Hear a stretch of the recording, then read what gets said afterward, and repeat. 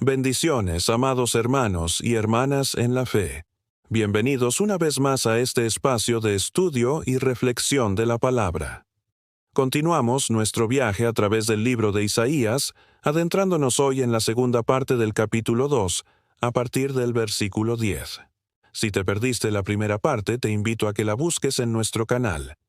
En el estudio anterior vimos cómo el profeta Isaías llamaba al arrepentimiento, pero el versículo 9 terminaba con una frase contundente. Por tanto, no los perdones. ¿Por qué esta dureza? Los versículos que siguen nos dan la respuesta. Leemos en el versículo 10. Métete en la peña y escóndete en el polvo, de la presencia terrible de Jehová y del resplandor de su majestad. A primera vista, podría parecer un acto de humildad, pero el contexto nos revela algo muy diferente. No es la postración genuina de un corazón arrepentido ante Cristo, la roca de nuestra salvación. Más bien, es un intento desesperado por huir. Esto nos recuerda poderosamente a lo que leemos en Apocalipsis capítulo 6, versículos 15 al 17.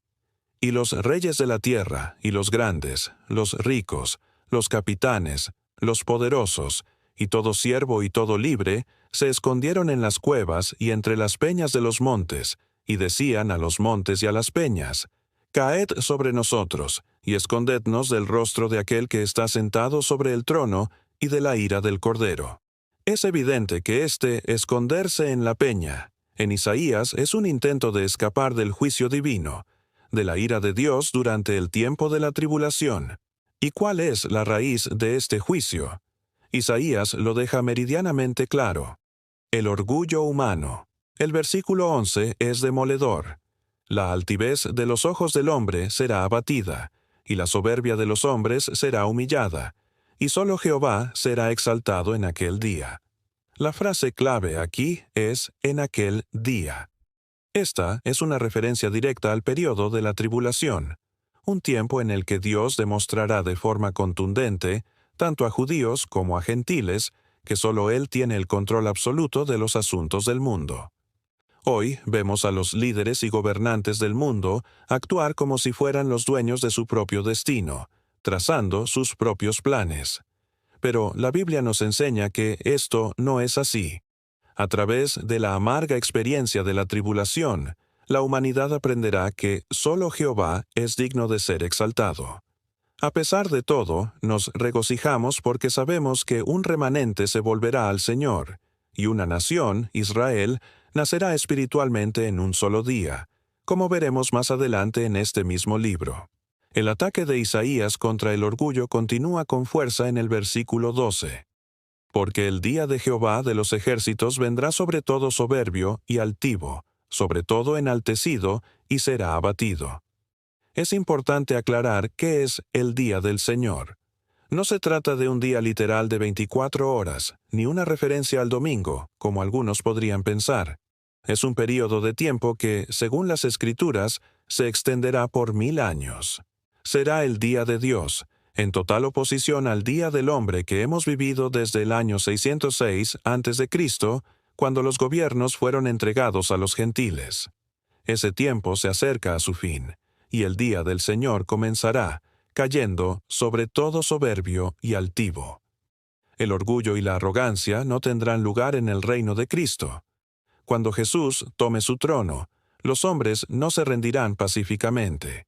El orgullo, la independencia y la rebelión estarán en su apogeo. Por eso, todo enaltecido será abatido. Jesús tendrá que gobernar con vara de hierro, aplastando toda oposición, incluyendo a Satanás, el rey del orgullo, y a todas sus huestes. Para ilustrar este juicio sobre el orgullo, Isaías utiliza imágenes poderosas. En el versículo 13 leemos: «Sobre todos los cedros del Líbano, altos y erguidos, y sobre todas las encinas de Basán». Estas imágenes apuntan tanto a Israel como a las naciones gentiles. Los cedros del Líbano, conocidos por su madera preciosa, fragante y valiosa, representan aquí a la nación de Israel. Pero se les describe como altos y erguidos, simbolizando un orgullo que se atribuye a sí mismo la belleza y el valor que en realidad provienen de Dios. De igual manera, las encinas de Basán, árboles robustos y fuertes, representan el orgullo nacional, la confianza en su propia fuerza militar en lugar de depender del Señor. El juicio se extiende.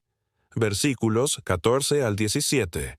Sobre todos los montes altos, y sobre todos los collados elevados, sobre toda torre alta, y sobre todo muro fuerte, sobre todas las naves de Tarsis, y sobre toda obra de arte preciada.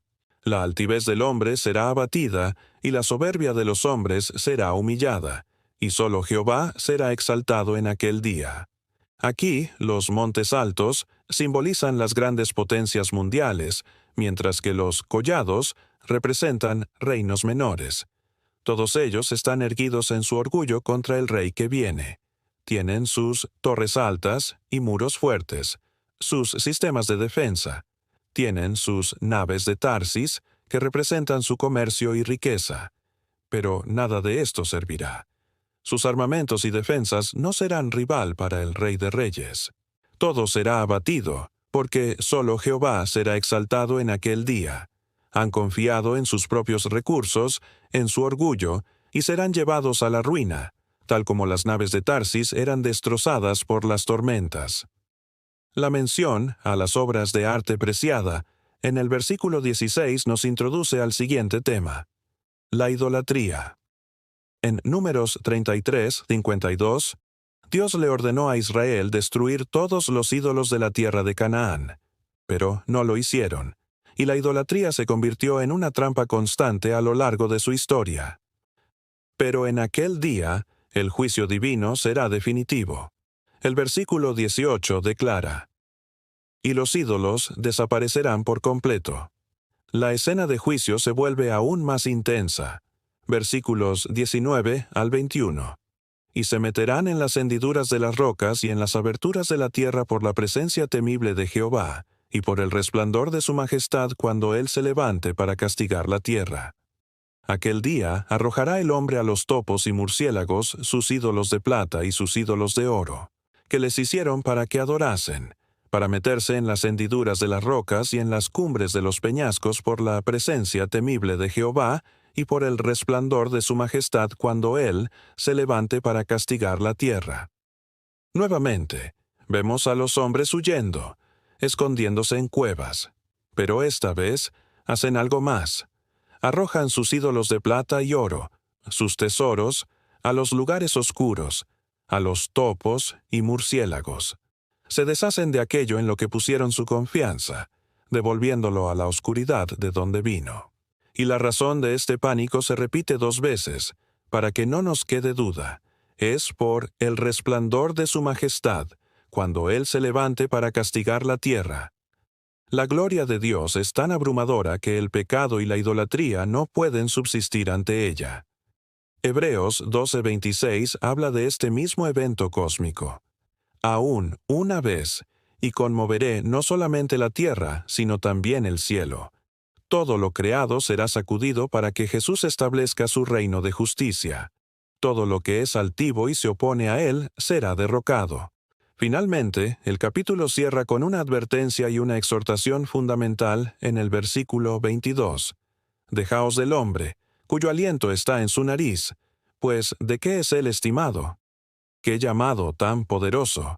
Es una exhortación directa a Israel, pero también para nosotros hoy. Israel, que en el futuro se verá abandonado por todas las naciones en las que confió, aprenderá por la fuerza que no se puede depender del hombre. El hombre es frágil. Su vida es un soplo. Hoy, como nación, Israel depende de alianzas con potencias mundiales, pero llegará el día en que cesará del hombre y pondrá su fe únicamente en Dios para su liberación, tal como lo hizo en el éxodo de Egipto. Y para nosotros, la lección es la misma. ¿En quién o en qué estamos poniendo nuestra confianza? ¿En nuestra fuerza? ¿En nuestra inteligencia? ¿En nuestras finanzas? ¿En los gobiernos?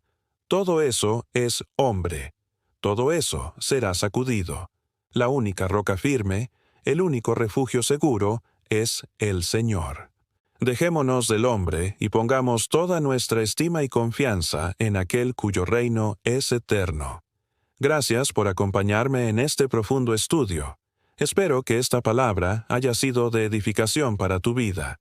Si te ha gustado, no olvides darle a me gusta, compartirlo con otros y suscribirte al canal para no perderte nuestros próximos estudios. Que la gracia y la paz del Señor sean contigo.